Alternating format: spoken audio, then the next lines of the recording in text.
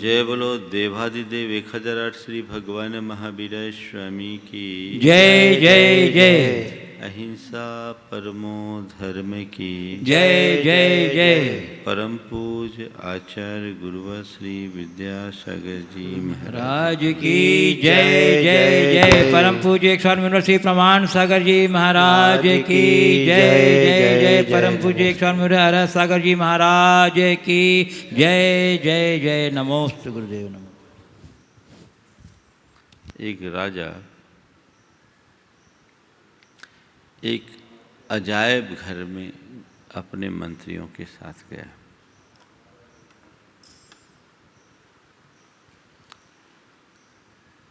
अजायब घर के उस कक्ष में अनेक दर्पण थे।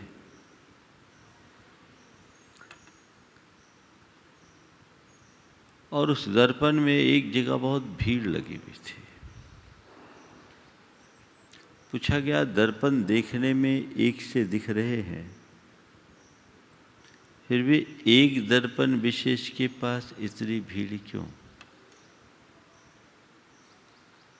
तो हाँ बताया,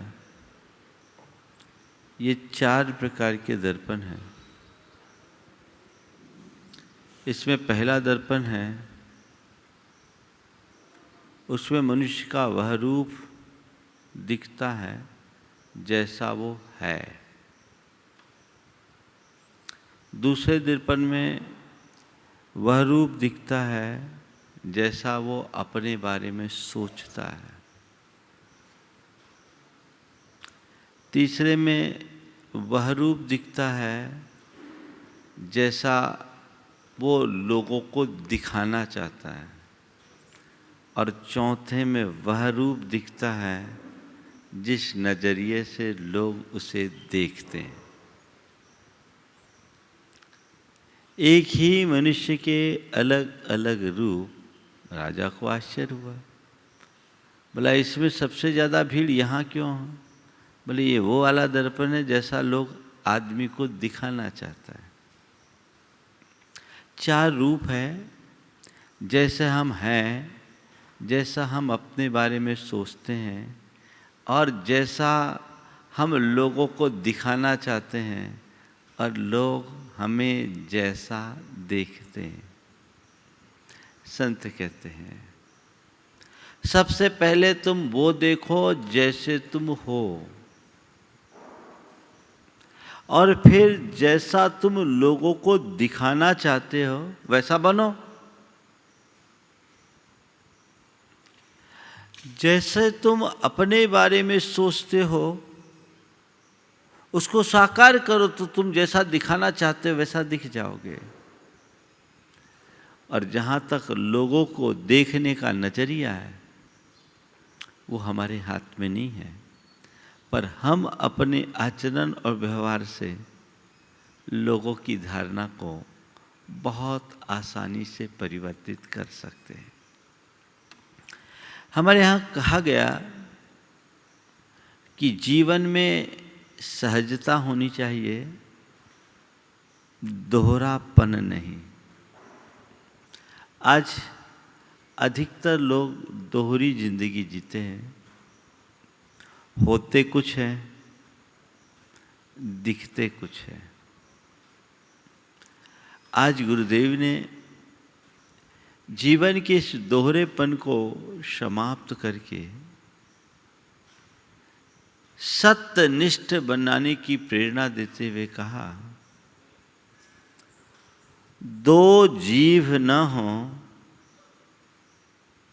2 जीव न हो, जीवन में सत्य ही सब कुछ है। 2 जीव न हो, जीवन में सत्य ही सब कुछ है। ये जीवन के लिए एक बड़ा उत्कृष्ट संदेश है। यही हमारे जीवनोत्थान का आधार भी। जो 2 जीभ वाले होते हैं, मतलब उनके लिए बोलचाल की भाषा में क्या कहते हैं? क्या कहते हैं? बोलो तो, हाँ, दो गला। गुरुदेव ने थोड़ी कृपा की, उनने दो गला शब्द का प्रयोग न करके दो जीव, दो जीव न हो जीवन में सत्य ही सब कुछ है।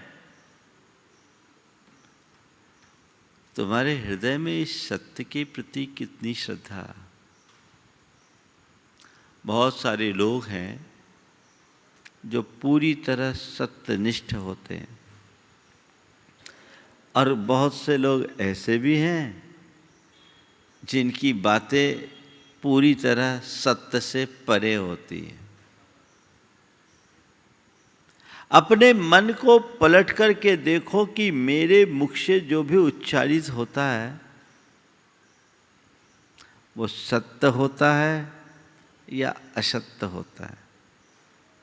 चार बातों की पड़ताल आज करनी है। ये बात तो सभी मानते हैं कि जीवन में सत्य ही सब कुछ है, और जिसने सत्य का आश्रय लिया, सत्य का आलम्बन लिया, उसके जीवन का उत्थान सुनिश्चित है। सब ये भी जानते हैं कि झूठ से शाश्वत प्रतिष्ठा नहीं मिलती, एक न एक दिन झूठ की पोल खुलती है, और जब झूठ की पोल खुलती है तो मनुष्य को बहुत नीचा देखना पड़ता है। सच्चाई, ईमानदारी और नेक नीति का महत्व हमेशा रहता है, लेकिन झूठे, बेईमान और मक्कार व्यक्तियों का कोई स्थायी वजूद नहीं होता। ये तो मानते हो ना? मानते हो? अंदर से महसूस करो। तो फिर जब ये सत्य है तो अपने वचनों की पड़ताल करके देखिए, क्या आप ये सुनिश्चित पूर्वक कह सकते हैं, सुनिश्चय पूर्वक कह सकते हैं कि मेरी एक ही जीव है, मैं अपनी जबान का प्रयोग सदैव सत्य के लिए ही करता हूं,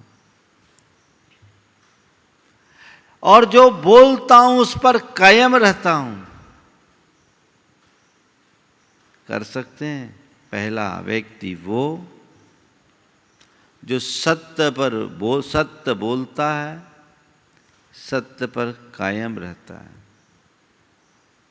दूसरा स्तर, जो क्वचित कदाचित असत्य का प्रयोग करता है, लेकिन मन में पश्चाताप रखता है।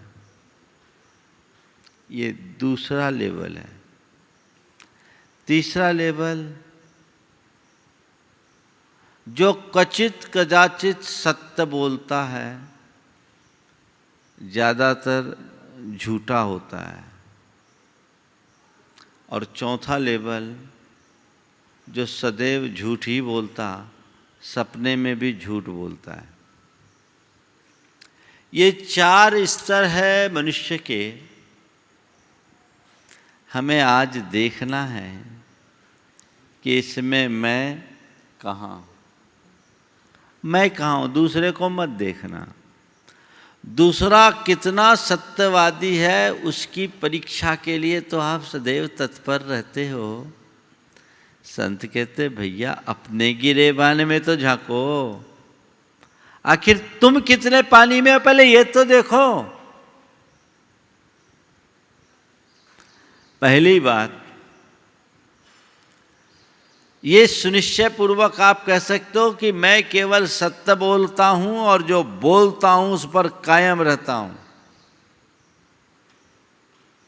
महाराज आजकल कहाँ चलता है, झूठ के बिना तो कुछ उपाय ही नहीं होता। झूठ बोलते नहीं है, बोलना पड़ता है। ये मन की दुर्बलता है। जो मनुष्य सत्यनिष्ठ होता है वो सदैव सत्य ही बोलता है, चाहे उसके लिए उसे कितना भी मूल्य क्यों ना चुकाना पड़े। पर उस समय वो परेशान भी हो सकता है, पर अंततः उसकी जीत ही होती है। गांधी जी ने जीवन पर्यंत सत्य का प्रयोग किया। बैरिस्टर थे, वकालत का पेशा किया। कहते वकील कौन है जो काला कोट पहनकर सफ़ेद झूठ बोले? वकीलों के बारे में ऐसा कहा जाता है। लेकिन गांधी जी ने एक आदर्श उपस्थित कर दिया, एक आदर्श उपस्थित कर दिया कि वकालत के पेशे में भी उन्होंने सत्य का ही प्रयोग किया। उनके पास एक टैक्स चोरी का प्रकरण आया, मामला गंभीर था। उन्होंने अपने क्लाइंट से कहा कि भैया देखो मामला गड़बड़ है और इसका एक ही उपाय है, वो है सत्य की शरण। तुम्हें अपने इस प्रकरण को स्वीकार करना पड़ेगा कि तुमने गलती की है, तब तो मैं तुम्हारी पैरवी करूंगा, अन्यथा मैं तुम्हारा ये केस नहीं ले सकता। सामने वाला घबरा गया। कोई व्यक्ति कोई अपराध करे और अदालत में खुद कहे कि हमने ये अपराध किया है तो सजा होगी, लेकिन उसे और कोई चारा नहीं दिखा। गांधी जी ने बड़े दृढ़ विश्वास के साथ कहा कि भाई देखो, अगर तुम सच्चाई को स्वीकार करोगे तो बहुत संभव है कि तुम्हारी सजा कम हो जाए, और झुटलाओगे तो सारे पेपर्स तुम्हारी पोल खोलेंगे, और ये झुटलाने जैसी बात है ही नहीं। तुम्हें ऐसा करना ही नहीं चाहिए था, जो टैक्स था वो तुम्हें देना था।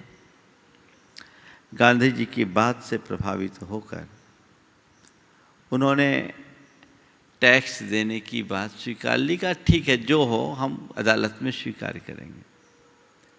अदालत में बात हुई, उनने जो वास्तविकता थी, सच्चाई थी, वो प्रकट कर दी, और सच्चाई प्रकट करने के परिणाम स्वरूप जज प्रभावित हुआ और उन्हें थोड़ा सा अर्थदंड दे करके छोड़ दिया।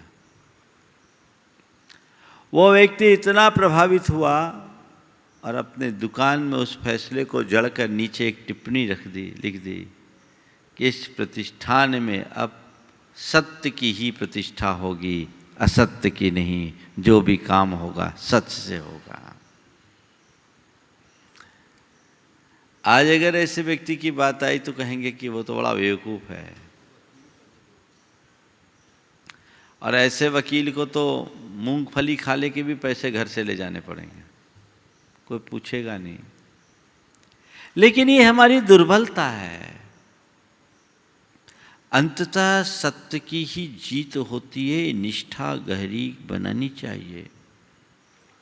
असत्य तभी तक व्यवहार में दिखता है जब तक उसके ऊपर सत्य का लेबल लगा होता है।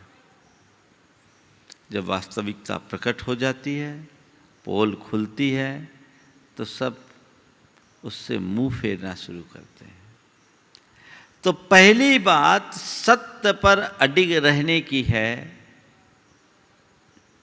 आप सत्य पर अडिग रहें, और कदाचित सत्य पर पूरी तरह अडिग न भी रह सके तो अपने वचनों पर पक्के रहें, वचन के पक्के।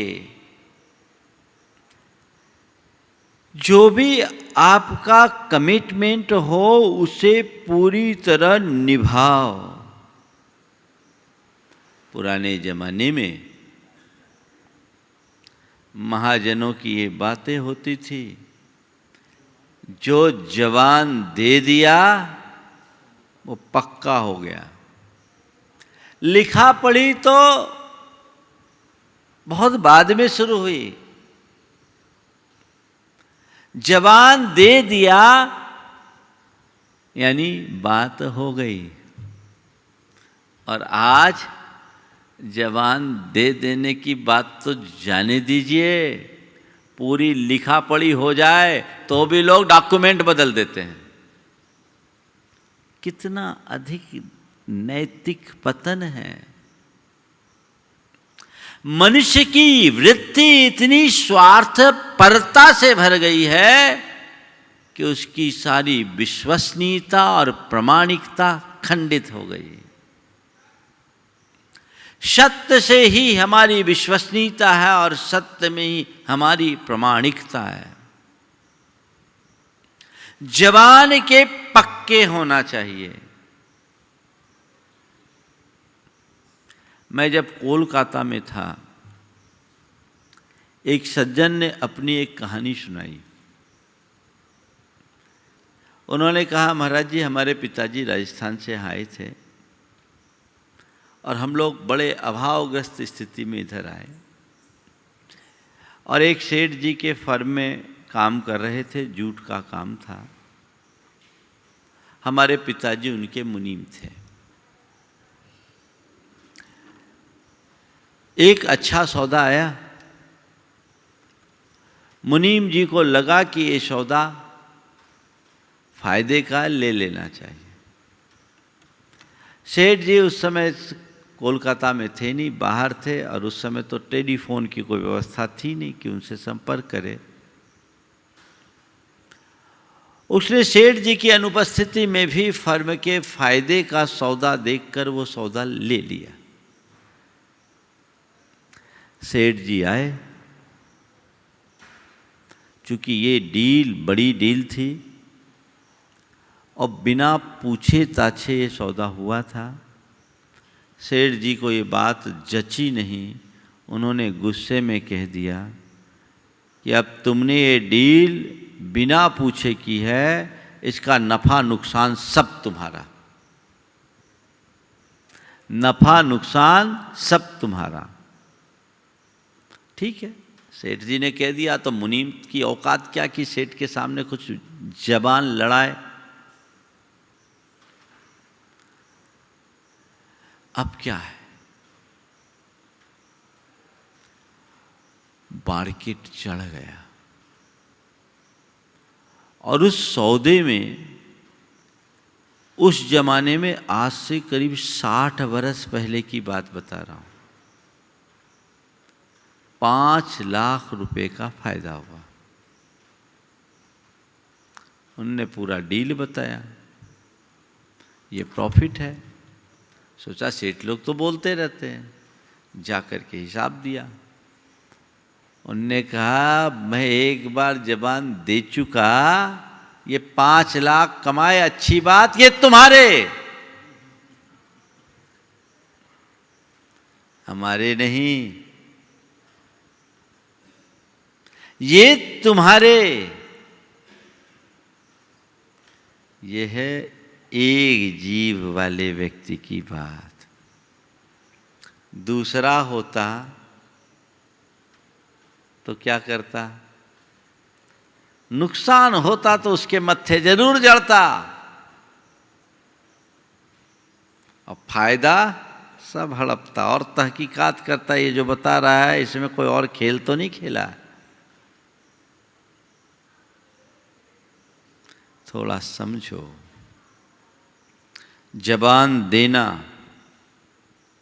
जबान तोड़ना, जबान लड़ाना और जबान निभाना, आज की बातें में 4 बातें जबान से संबंधित ले लो।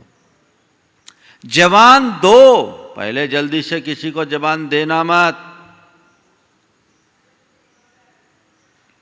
कई लोग हैं जरा में जबान दे देते हैं, पर इधर जबान दिए इधर जबान तोड़े। जबान दिए और जबान तोड़े, जबानी खर्च, जमा खर्च जिसको आप लोग बोलते हैं। जबान दिया नहीं, जबान पर जबान तोड़ दिया। संत कहते जबान दिया है तो जबान पर अडिग रहो। जबान टूटनी नहीं चाहिए। जल्दी से किसी को जबान देना मत, और जबान यदि दे दिया तो जबान कभी तोड़ना मत, अडिग रहना। हमारा धर्म हमें ये सिखाता है। और सत्य की निष्ठा तुम्हारी होगी तो एक बार जो जबान दे दिया सो दे दिया। आज भी ऐसे लोग हैं। एक व्यक्ति की एक प्रॉपर्टी थी, वो प्रॉपर्टी की उनने किसी से डील की, बातचीत चल रही थी और 2 करोड़ रुपए में डील की। डील कंप्लीट हुई, उसी बीच दूसरा व्यक्ति आया, भैया हम 2.5 करोड़ का आदमी लेकर आए। बोला भैया अब जाने दो, हमने जबान दे दिया। उसने बोला कोई लिखा पढ़ी थोड़ी हुई है, कोई अभी आपने एग्रीमेंट थोड़ी किया है। बोले मेरे लिए एग्रीमेंट की कीमत नहीं है, जबान की कीमत है। तुम्हारे लिए वो 50 लाख भारी दिख रहे होंगे, पर मेरे लिए मेरी जबान भारी है। क्या करते हैं आप, इस पर विचार कीजिए। ओ जबान दो मत, और जबान दो तो जबान के पक्के बनो, जबान में अडिग रहो, जबान तोड़ो मत। आजकल ऐसे लोग बड़े दुर्लभ हैं, पर मैं आपसे पूछता हूं, लोक में प्रतिष्ठा किसकी है? जो जबान दे के मुकर जाते हैं उनकी, या जो जबान निभाते हैं उनकी? किसकी है? हाँ, तुम किसे पसंद करोगे? जो जबान दे के मुकर जाए उसको, या जो जबान का पक्का हो उसको? हाँ, पक्के। तो जब तुम जबान के पक्के को पसंद करते हो तो और लोग भी तो जबान के पक्के को ही पसंद करते हैं। तो तुम फिर जबान क्यों तोड़ते? फिर जबान क्यों तोड़ते? जबान के पक्के बनो। पर आजकल के लोग तो ऐसे, एक यहाँ शादी थी, उसने अपने मित्र से कहा भैया तुम्हें आना है, व्यवस्था संभालना। बोला चिंता मत करो, तुम्हारे यहाँ तो मैं सिर के बल आ जाऊंगा। चिंता मत करो, तुम्हारे यहाँ तो मैं सिर के बल आ जाऊंगा। उसके भरोसे में था। इन शादी के वक्त सब आए वो नदारत, सब आए वो नदारत। बाद में वो पहुंचा, बोला भैया तुम आए नहीं, बहुत लेट आए। तुम तो कह रहे थे मैं सिर के बल आ जाऊंगा, 2 दिन बाद आया। बोले क्या बताऊं, सिर के बल आया इसीलिए तो लेट हो गया। सिर के बल आया इसलिए लेट हो गया। ऐसे लोग जो जबान को तोड़ दे, ऐसे लोग जो जबान के अर्थ बदल दे, ये व्यक्ति संसार में कभी प्रतिष्ठापूर्ण स्थान नहीं बना सकते। अल्पकालिक लाभ उन्हें भले हो जाए, पर दीर्घकालिक उपलब्धि उनके जीवन में घटित नहीं हो सकती। इसलिए संत कहते हैं जबान के धनी बनो, जबान के पक्के बनो, एक जीव वाले बनो। 2 जीव न हो, जीवन में सत्य ही सब कुछ है। तो पहली बात सत्यनिष्ठ होना, मुझे असत्य बोलना ही नहीं। और किसी को जबान दिया तो जबान तोड़ना नहीं, जबान का पक्का बनना है, जबान पे अडिग रहना है, जबान निभाना है। और फालतू किसी से जबान लड़ाना नहीं है। कुछ लोग हैं जबान लड़ाते हैं। जबान लड़ाने का मतलब बिना मतलब बहस करना, खामोखा बहस करना। जबान लड़ाने वाले बहादुर तो बहुत मिलते हैं। मिलते हैं नहीं मिलते हैं? खड़े हो जाएंगे, एक दूसरे से जबान लड़ाएंगे, पूरी बहादुरी दिखाएंगे जैसे कि दुनिया में इससे बड़ा वीर कोई है ही नहीं। और थोड़ा कुछ हो तो अभी ढीले पड़ जाएंगे। कई लोग तो हैं जिनकी आदत ही होती जबान लड़ाने की, गुरुओं से भी जबान लड़ाने आ जाते हैं। ऐसा जबान लड़ाने का कोई काम नहीं। तो पहली बात मैं आपसे सत्य के विषय में बोल रहा था कि सत्यनिष्ठ बने और वचन के पक्के बने। नंबर दूसरे लेवल के जो लोग हैं, वे लोग जो क्वचित कदाचित झूठ का आलंबन लेते हैं पर मन में ग्लानि रखते हैं। देखो मेरे अंदर ये वाला रूप है कि नहीं?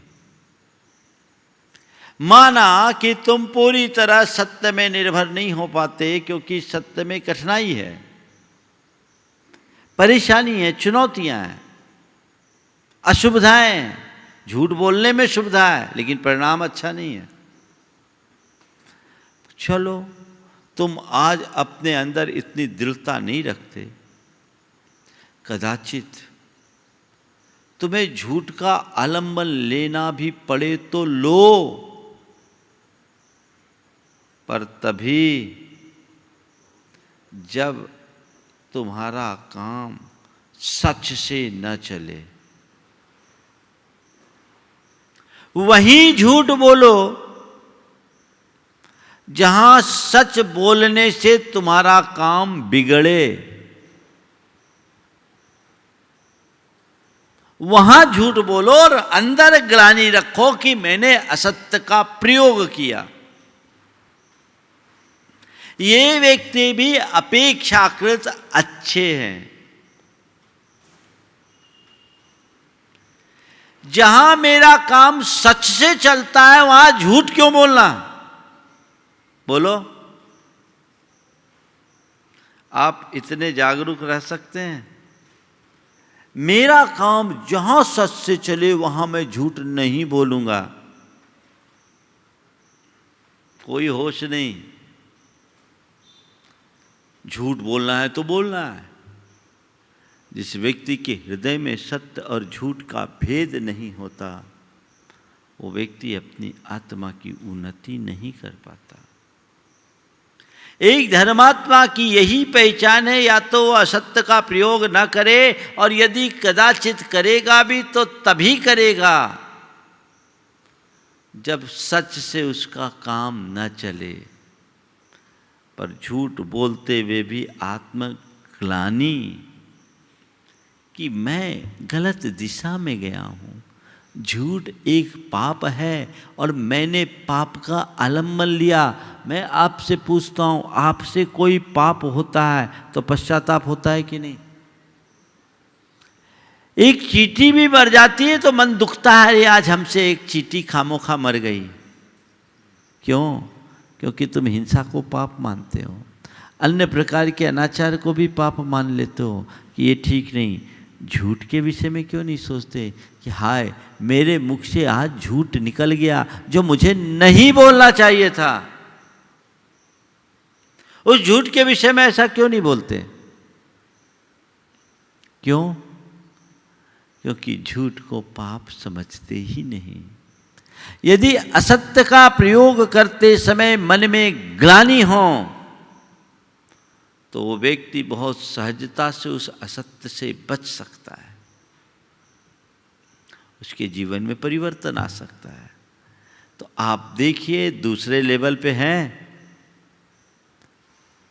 कि अक्सर सत्य बोलते हैं, क्वचित कदाचित झूठ का आलंबन लेते नहीं, लेना पड़ता है, पर मन में पश्चाताप और ग्लानि का भाव होता है ये लेवल?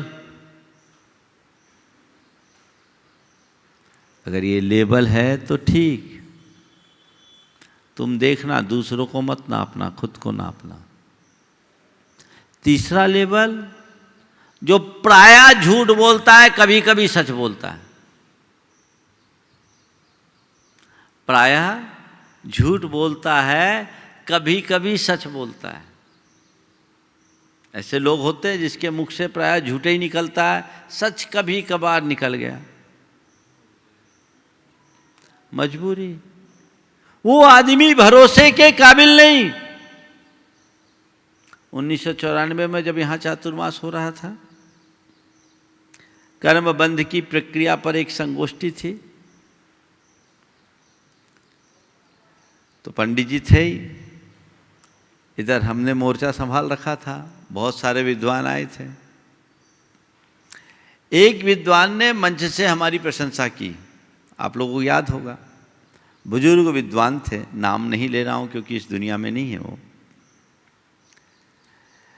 तो वो बुजुर्ग विद्वान थे, उनने हमारी प्रशंसा में कसीदे काढ़े कि हम लोगों को इतनी 80 साल की उम्र पार कर गए, पर अभी अभी संस्कृत प्राकृत के उच्चारण में भी कठिनाई होती, पर महाराज का कितना ज्ञान है कि सारी गाथाएं और संस्कृत प्राकृत के संदर्भों को एकदम मुखाग्र धड़ल्ले से बोल रहे हैं।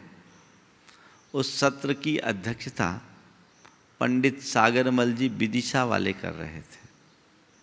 जो विद्वान ने ये प्रशंसा के शब्द बोले थे वो प्रायः मुनियों से दूर रहते थे। तो पंडित सागरमल जी ने कहा अपने अध्यक्षीय संबोधन में कि इस आदमी ने जिंदगी में पहली बार सच बोला। चौंके, इस आदमी ने जिंदगी में पहली बार सच बोला। क्या बोल रहे पंडित जी, हम अभी तक झूठ बोलते थे क्या? अरे हमने आपको ये थोड़ी बोला कि आप अभी तक झूठ बोल रहे हो, हमने तो आपसे केवल इसलिए अभी बोला कि आप पहली बार सच बोले हो, क्योंकि आपने पहली बार दिगंबर मुनि के गुणों को स्वीकार करके उनकी सराहना किए हो, उसकी प्रशंसा की हो, इसलिए मैं बोल रहा हूँ आपने जीवन में पहली बार सच बोला है ना। तो ऐसे लोग कुछ होते हैं, हालांकि उनकी धारणा बाद में बदल गई और उनके जीवन का उत्तरार्ध बहुत अच्छा रहा। होनहार होती है, पंडित जी की भी उसमें बड़ी भूमिका थी। तो कहने का तात्पर्य तो मैंने प्रसंगवश कहा, पर कई लोग ऐसे होते ज़्यादातर झूठे ही बोलते हैं, कभी कभार सच निकल जाए, और ऐसे लोग हम लोगों के इर्द गिर्द भी रहते हैं। बहुत सारे लोग ऐसे होते हैं, दुनिया में झूठे रहे सो रहे, गुरुओं के पास भी सच्चे नहीं। कैसे बेईमान लोग होते मालूम? एक महाराज रात्रि भोजन जब तक आजीवन त्याग न करे तब तक किसी से आहार नहीं लेते। रात्रि भोजन आजीवन न त्यागे तब तक आहार नहीं लेते। उनका कोई जोर जबरदस्ती नहीं था, भाई मुझे आहार देना है तो रात्रि भोजन आजीवन छोड़ो तो दो, और नहीं पोसाए तो मत दो। एक लड़का बहुत होशियार था, वो आहार दे आया, वो रात में खाता था, वो एक दिन को छोड़ने की स्थिति में नहीं था। उसके मित्रों ने पूछा क्यों तुम आहार दिया? बोले दिया है। बोले रात्रि भोजन छोड़ दिया? बोले हाँ हमने बोल दिया, महाराज जी सब त्यागे हैं। क्या कह रहा? महाराज जी सब त्यागे, खुद नहीं, वहां भी झूठ, हमारा त्याग नहीं है। मन शुद्धि, वचन शुद्धि, काय शुद्धि, आहार जल शुद्ध है, महाराज जी सब त्यागे हैं। अब महाराज ने समझा इसने सब त्यागा है। और भाई साहब क्या बोल रहे हैं? कौन त्यागा है? महाराज जी सब त्यागे हैं। ऐसे होशियारों के लिए क्या कहेंगे? बात बिना मतलब जो अक्सर झूठ बोलता है कभी कभार सच का प्रयोग करता है, वो व्यक्ति भी भरोसे के काबिल नहीं होता। और कई लोग झूठ भी बोलते हैं ना तो ऐसे सलीके से बोलते हैं कि सामने वाला कुछ समझ ना पाए। एक कुम्हार था, उसका गधा बीमार था। कुम्हार का गधा बीमार था तो उसे मिट्टी लेने जाना था। उसने अपने पड़ोसी से कहा भैया तुम अपना गधा दे दो, हम मिट्टी ले आए। तुम अपना गधा दे दो, हम मिट्टी ले आए। बोला क्या बताए, हमारा गधा तो जंगल चरने गया है, होता तो दे देते। क्या बताए, हमारा गधा तो जंगल चरने गया है। उसने इतना बोला ही कि पीछे बंधा हुआ गधा जोर जोर से रेंकने लगा, ढेंचू ढेंचू करने लगा। उसने कहा हद हो गई, गधा भीतर रेंक रहा और तुम कह रहे हो कि गधा जंगल चरने गया। उसने कहा क्या बोलते हो साहब, आदमी की बात पर भरोसा नहीं, जानवर की बात पर भरोसा करते हो। आदमी की बात पर भरोसा नहीं, जानवर की बात पर भरोसा करते हो। क्या दशा है, मनुष्य की विश्वसनीयता कितनी खंडित हो गई है उसकी असत्य प्रियता के कारण।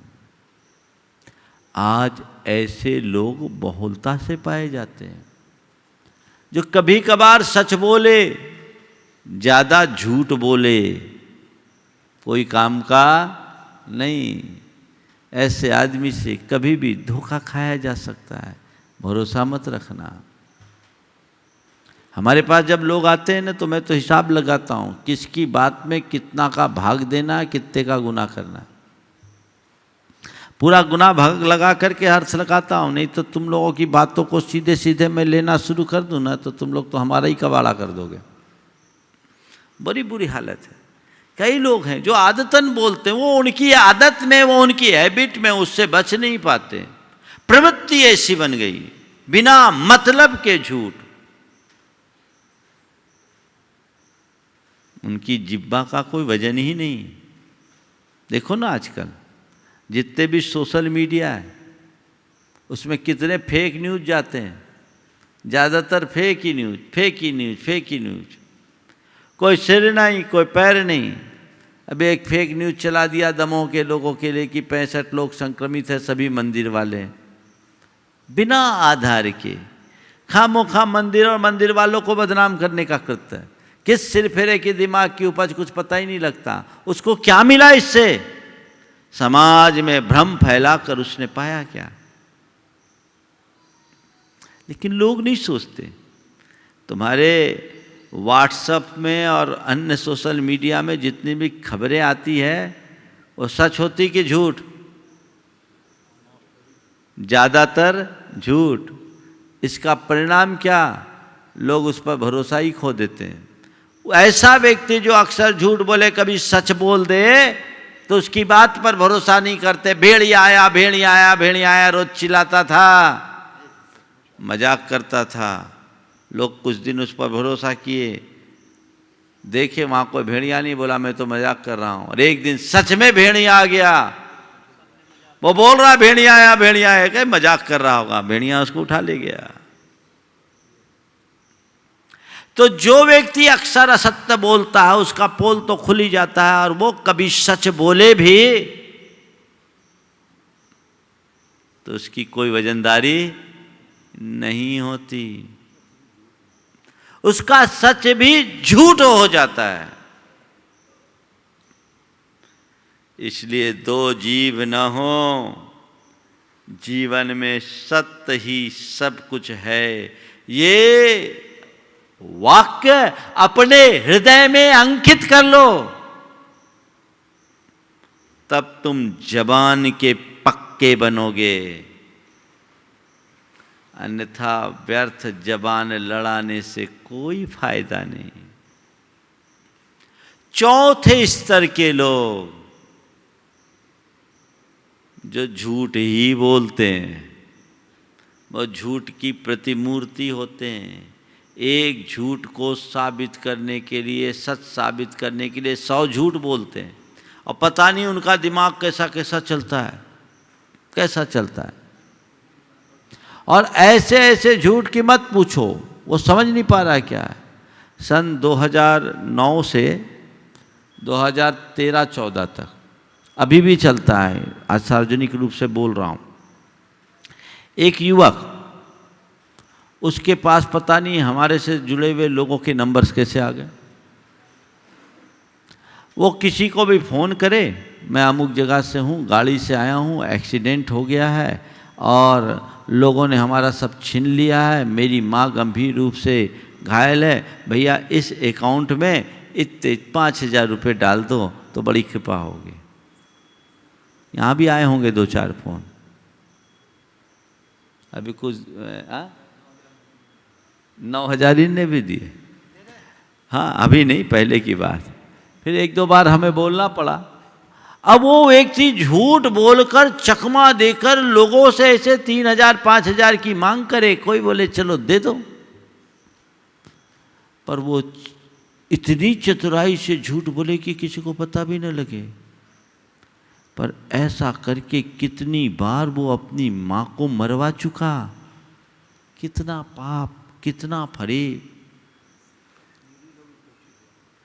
अब इसका दुष्परिणाम ये होता है कि कोई वाकई में जरूरतमंद हो तो जल्दी से भरोसा नहीं होता। आप लोगों से मैं कहता हूँ, अभी भी बीच बीच में भी 2-4 दिन पहले, 15 दिन पहले वो घटना फिर से प्रकाश में आई। वो एक ही व्यक्ति है जो इस तरह का खेल खेलता है। थोड़ा सत्यापित करके देना, ऐसे अंधेरा का काम मत करना। लेकिन वो झूठ बोलने का आदि, मैंने सोचा ये आदमी इतना दिमाग लगा रहा है, यदि इतना दिमाग रचनात्मक दिशा में लगाता तो हो सकता है वो बहुत बड़ी कंपनी का डायरेक्टर बन सकता था। दिमाग शार्प। ऐसे बहुत सारे लोग होते हैं जो पूरी तरह झूठे, फरेबी और बेईमान किस्म के लोग होते हैं। ऐसे लोगों से अपने आप को बचाना चाहिए। तो झूठ बोलना, आदतन झूठ बोलना, ये बिल्कुल गलत है। गलत आशय से झूठ बोल करके अपना लाभ कमाना तो गलत है ही, आदतन झूठ बोलना भी गलत है। कुछ लोग आदतन झूठ बोलते हैं, आदत ही हो गई झूठ बोलने की, सच बोलते ही नहीं। एक से पूछा, भैया झूठ बोलने की मशीन देखी है? झूठ बोलने की मशीन देखी? बोले देखिए। बोले कहाँ? बोले हमारे घर पे है। झूठ बोलने की मशीन देखी? बोले कहाँ है? बोले हमारे घर में है। समझ गए ना बात आपको? अब झूठ झूठ झूठ झूठ झूठ, तो उसका अंजाम क्या होगा? झूठे के साथ कोई खड़ा नहीं होता और सच्चे का सब साथी होता है। इसलिए ऐसे वचनों के प्रयोग से अपने आप को बचाना चाहिए। हमारा स्थान प्रथम स्तर के व्यक्तियों में ना हो, कोई चिंता नहीं, दूसरे लेवल पर तो रहे। असत्य का प्रयोग ना करे, ज्यादातर सत्य का प्रयोग करे, और कदाचित असत्य का प्रयोग करना भी पड़े तो मन में ग्लानि और पश्चाताप का भाव रखो, तब कहीं जाकर सत्य की प्रतिष्ठा हो पाएगी। शास्त्रकारों ने कहा, सत्ये शाश्वत कल्याणे निमग्ने यस्य मानसम्।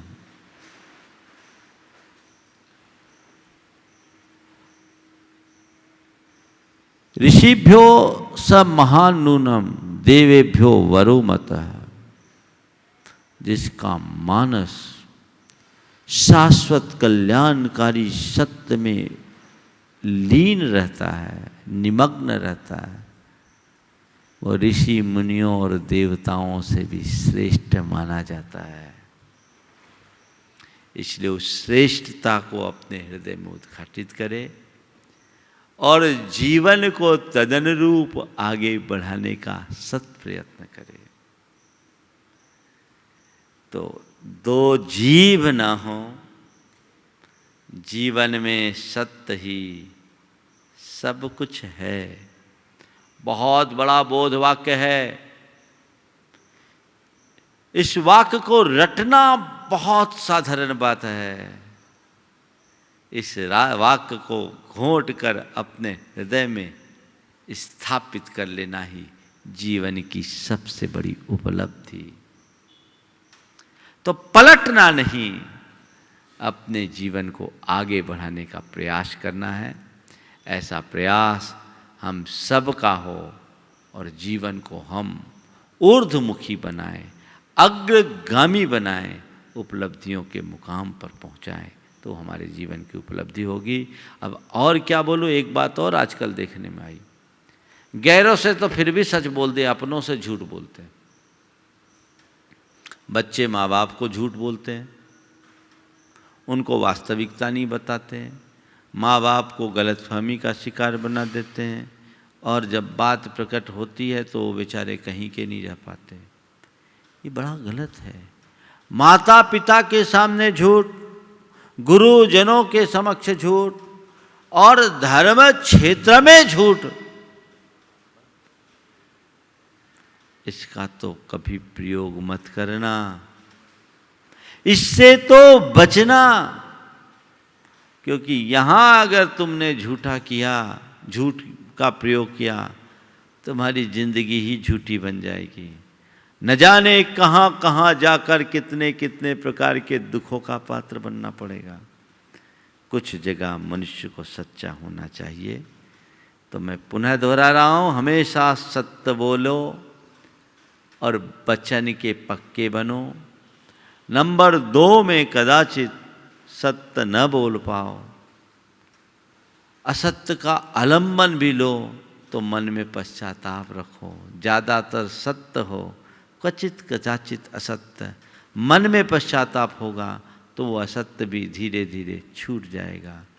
लेकिन ज़्यादातर झूठ कभी सच बहुत लाभकारी नहीं। और जो अक्सर झूठ ही झूठ, झूठ ही झूठ, ऐसे लोगों से तो सुरक्षित दूरी रखना चाहिए।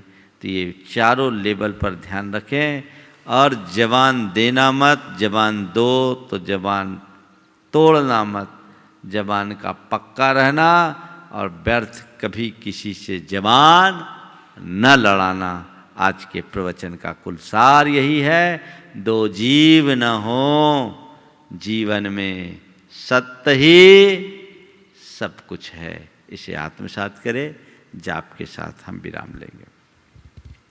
ओम ह्रीं अर्हंसि पार्श्वना जिनेन्द्राय नमो नमः। ओम ह्रीं अर्हंसि पार्श्वनाथ जिनेन्द्राय नमो नमः। ओम ह्रीं अर्हंसि पार्श्वनाथ जिनेन्द्राय नमो नमः। ओम ह्रीं अर्हंसि पार्श्वनाथ जिनेन्द्राय नमो नमः। ओम ह्रीं अर्हंसि पार्श्वनाथ जिनेन्द्राय नमो नमः। ओम ह्रीं अर्हंसि पार्श्वनाथ जिनेन्द्राय नमो नमः। ओम ह्रीं अर्हंसि पार्श्वनाथ जिनेन्द्राय नमो नमः।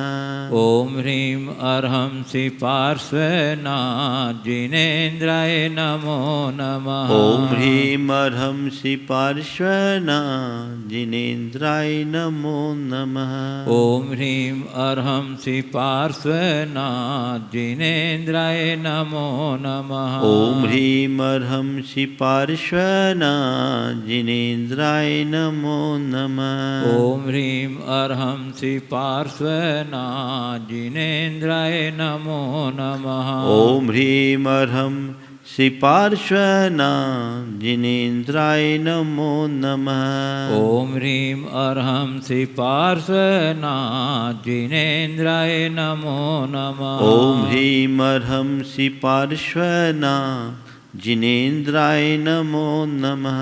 ओम ह्रीं अर्हंसि पार्श्वनाथ जिनेन्द्राय नमो नमः। ओम ह्रीं अर्हंसि पार्श्वनाथ जिनेन्द्राय नमो नमः। ओम ह्रीं अर्हंसि पार्श्वनाथ जिनेन्द्राय नमो नमः। जय बोलो चिंतामणि श्री पार्श्वनाथ भगवान की जय। परम पूज्य आचार्य गुरुवर श्री विद्यासागर जी महाराज की जय।